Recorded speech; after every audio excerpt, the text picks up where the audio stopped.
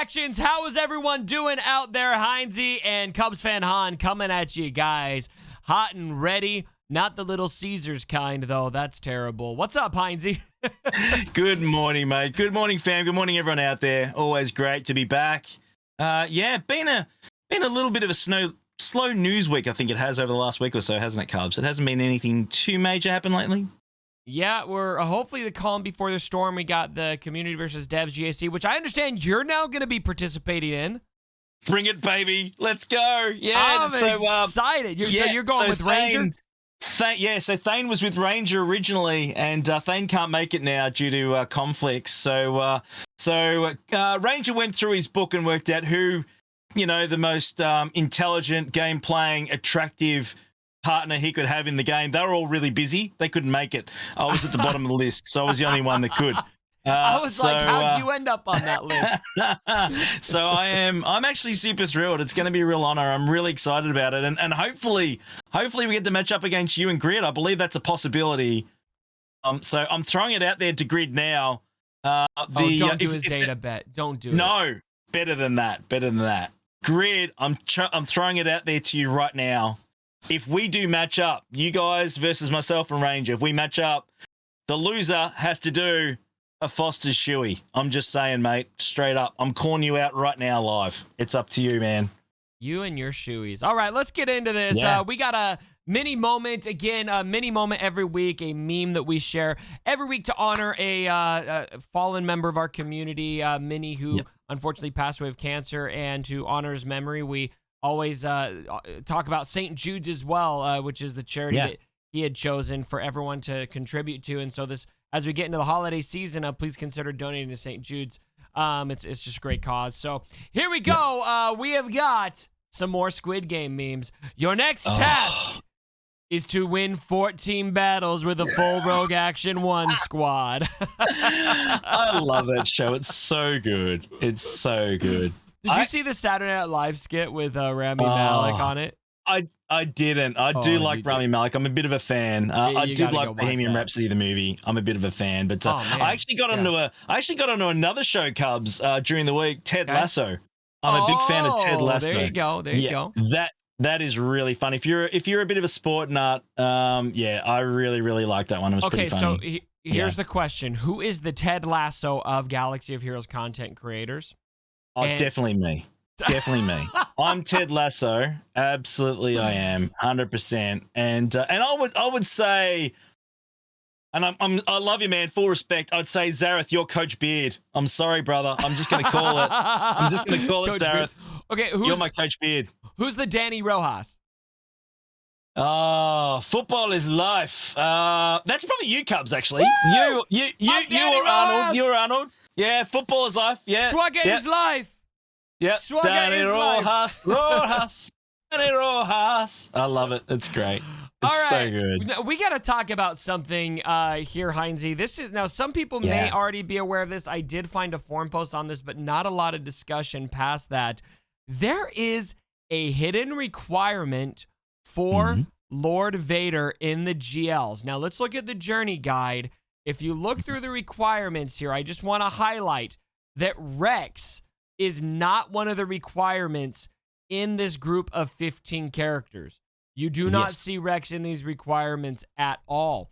But if you go into the journey guide tab on if you select to follow that journey, I noticed this morning while I was, having some personal time on the John, that Rex was showing up in here. I was like, wait, Rex? I didn't think he was a requirement. What relic do I need him at? And sure enough, he wasn't there. So why is Rex showing up here?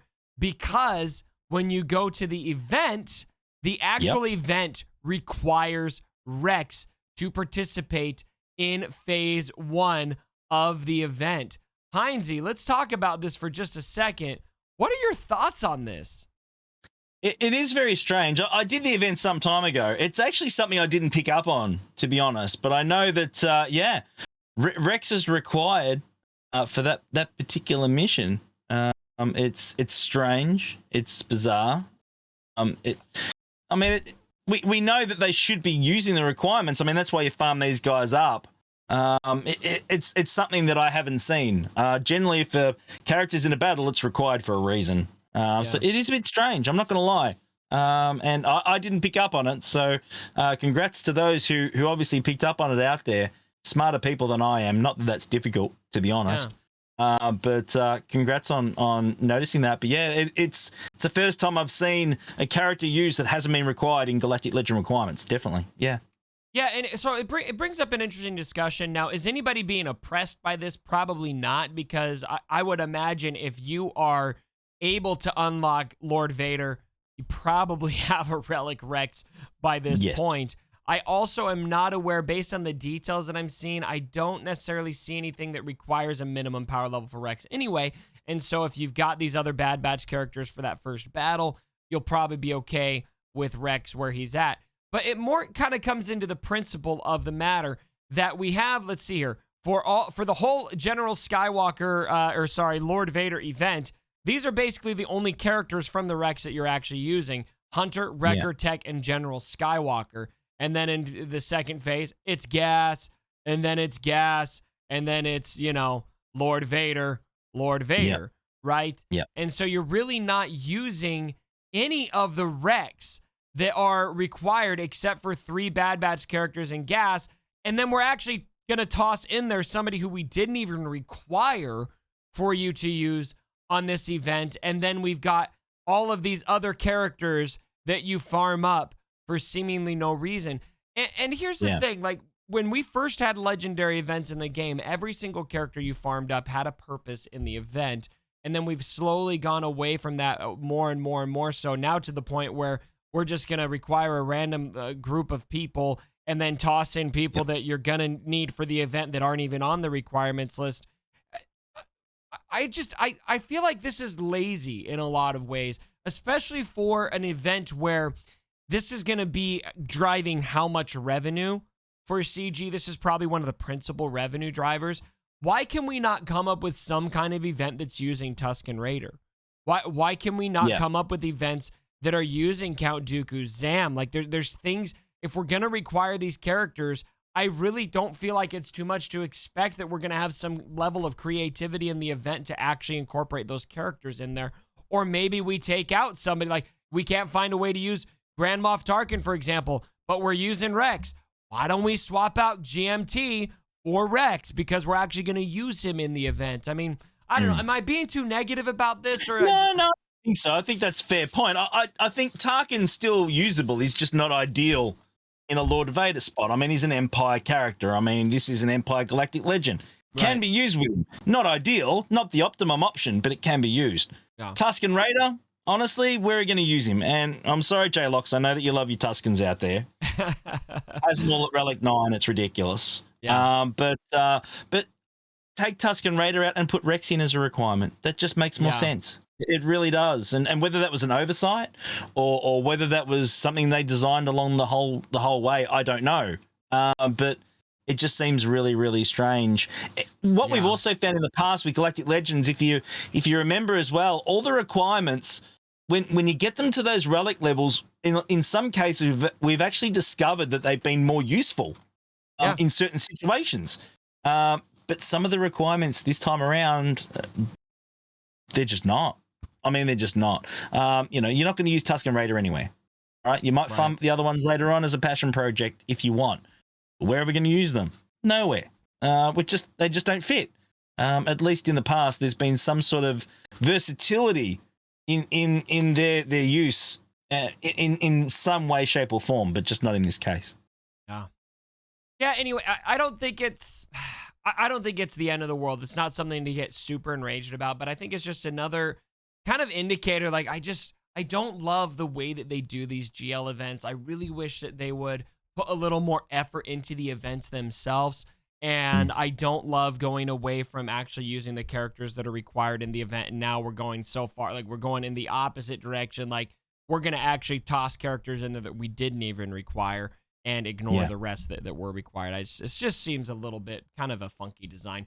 So, all right, let's talk a little bit about Conquest 10. Now, Heinzie, we got about a week left of Conquest 9. We are pending a road ahead post. here pretty soon. So I wanted to have a little discussion. I Mm-hmm. feel like Conquest 10 is a very important moment for this game.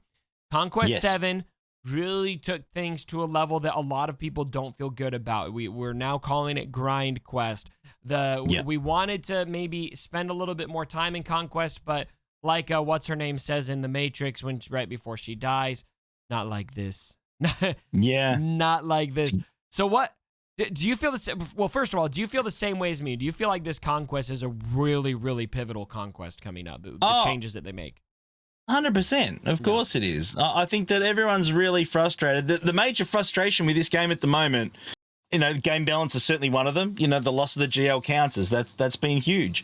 But this Conquest over the last month or so has probably been compounded because they're also trying to bring the calendar back into sync as well. Yep. So we've had a lot of these really tough, grindy type conquests all one after the other after the other. Yep. And that's not usual as well. And I think that's compounded the issue. There's no doubt. But with that being said, it's rough. It is really, really rough. Yeah. If you haven't got a lot of Galactic Legends, you're going to struggle. Or you need to pay in refreshes. You need to do it. But I just find the biggest issue I've found with this one is the stamina just drops away really, really quickly. And that, to me, is really tricky when you need to do 14 battles using Phoenix or Geonosians or whatever else you need to do. When you're doing those sorts of battles, I feel that the stamina really, you can only get 1 or 2 battles out of it each time. It just makes it really more frustrating because you want to do more while you're on. While you're online, you want to get in and get some more done. You want to be active with it. When you're wasting energy going in to do a battle and you're just getting absolutely wiped before you take a turn after 2 attempts completed, that's not cool.